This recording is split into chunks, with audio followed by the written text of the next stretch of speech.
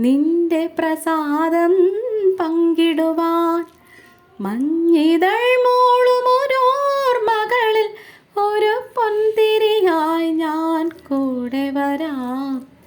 വെള്ളിനില ചില്ലകളോ കൺപീലിയിൽ.